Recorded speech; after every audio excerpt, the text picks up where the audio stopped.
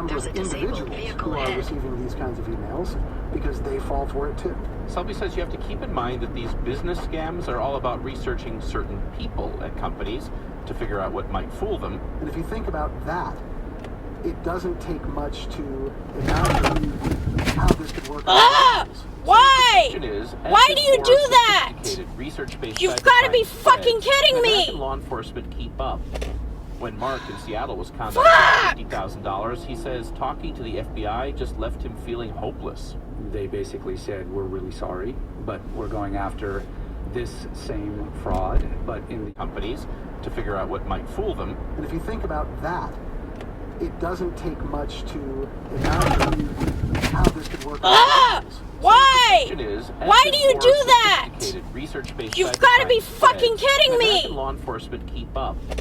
When Mark in Seattle was contacted for $50,000, he says talking to the FBI just left him feeling hopeless. They basically said, we're